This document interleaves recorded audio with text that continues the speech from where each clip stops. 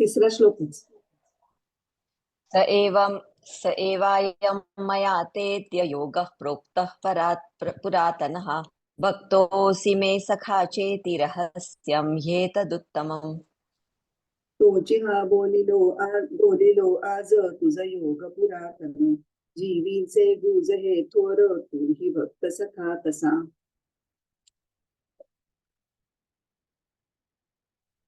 सह एव अयं मया ते अद्य योगः प्रोक्तः पुरातनः भक्तः असि मे सखा च इति रहस्यं हि एतत् उत्तमम्. अन्वय आणि अर्थ. सहा एव अयं पुरातनः योगः, तोच हा पुरातन योग. मी भक्तः च सखा असि, तू माझा भक्त आणि सखा आहेस. इति म्हणजे म्हणून, अद्य मया ते प्रोक्तः म्हणून आज मी तुला तो सांगितला आहे. ही कारण एतत् उत्तमम रहस्यम, कारण हे योगज्ञान उत्तम रहस्याचा विषय आहे. तोच हा पुरातन योग, तू माझा भक्त आणि सखा आहेस म्हणून आज मी तुला सांगितलं आहे. कारण हे योगज्ञान हे उत्तम रहस्याचा विषय आहे. सह एव अयं पुरातनः योगः.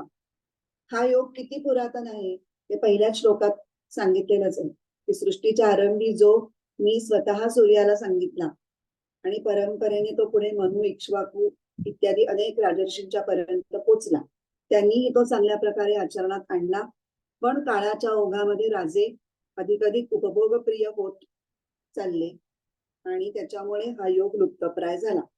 म्हणून म्हणजे आता हा पुन्हा सांगण्याचं कारण काय आहे?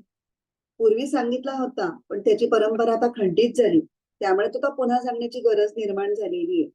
आणि मी हा आता तुझ्यासाठी, तुझ्यावरील प्रेमापोटी हा योग मी आज तुला पुन्हा सांगितलेला आहे. आणि हे एक उत्तम रहस्य आहे असं म्हणतात.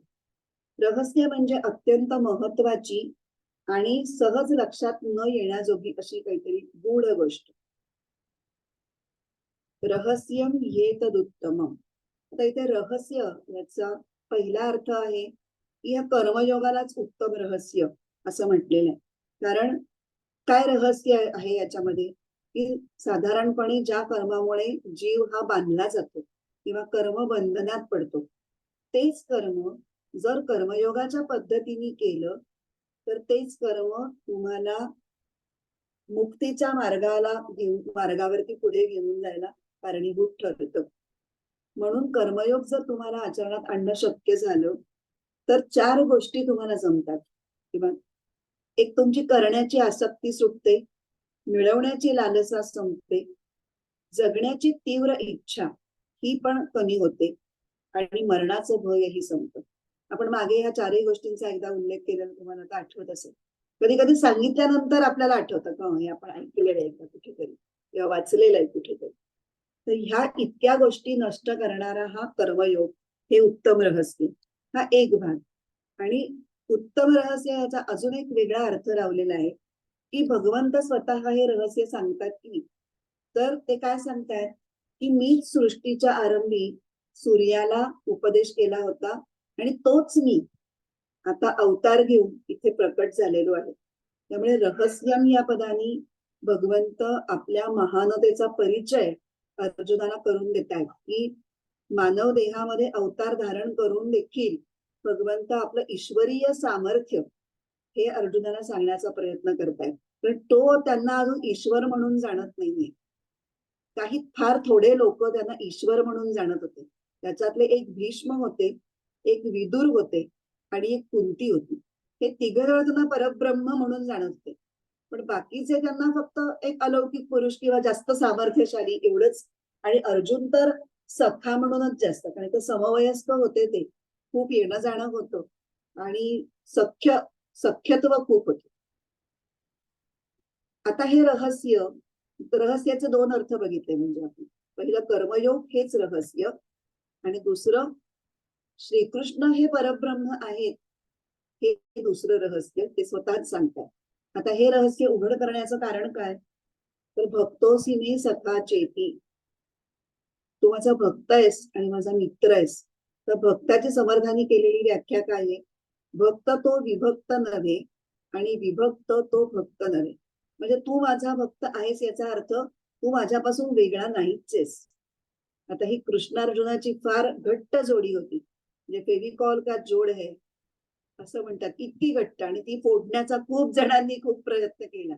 महाभारतामध्ये खूप कथा आहेत अशा की कृष्णार्जुनाची जोडी फोडण्याचा प्रयत्न विशेषतः दुर्योधन, शकुनी आणि कर्ण यांनी हिरिरीने केला, पण त्यांना काही ते साधलं नाही.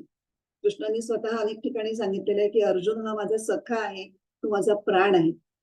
दुर्योधन तर कृष्णार्जुनांचा अत्यंत द्वेष करत असे, त्यांनी सुद्धा शेवटी त्याला कबुली द्यायला लागली की अर्जुनाने कुठलीही गोष्ट करायला सांगितली तर ती तत्काळ केल्याशिवाय कृष्ण राहणारच नाही. अर्जुनाचा प्रेम एवढा आहे की त्या प्रेमापोटी कृष्ण स्वर्गावरती सुद्धा पाणी सोडायला तयार होईल.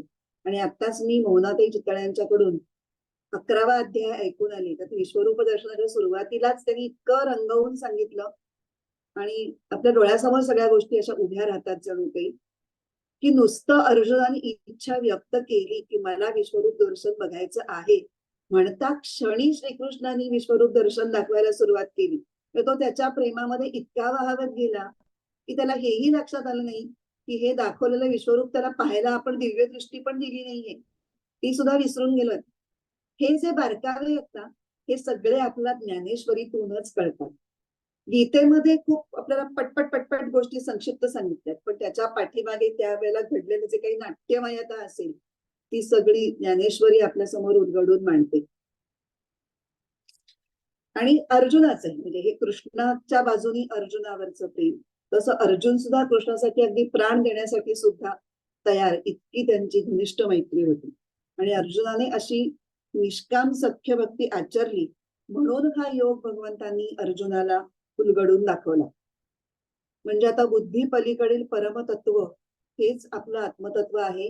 आणि ते जाणण्याची जी काही प्रक्रिया आहे ती म्हणजे आत्मस्वरूपाचं अनुसंधान, हेच ते रहस्य जे इथे सांगण्यात, ह्याला रहस्य म्हणतायत. अजून एक रहस्याची व्याख्या. मला वाटतं आपण इथे थांबायला लागेल, कारण आता इथून पुढे ज्ञानेश्वरीमध्ये अजून काही गोष्टी सांगण्यासारख्या आहेत, पण त्या आटपणार नाही. त्या आपण इथून पुढे पुढच्या भागामध्ये पाहूयात. रहस्य इथपर्यंत आपण बोललेलो आहोत. रहस्यम हेतदुत्तमम. आता भक्तोसी मे सखाचे की याच्याविषयी जे बोलायचंय ते पुढच्या क्लासमध्ये बोलू. प्रार्थना म्हणते. ओम पूर्णमद पूर्णमिदं पूर्णात् पूर्णमुदच्यते पूर्णस्य पूर्णमादाय पूर्णमेवावशिष्यते. ओम शांती शांती शांती. हरि ओम. श्री गुरुभ्यो नमः.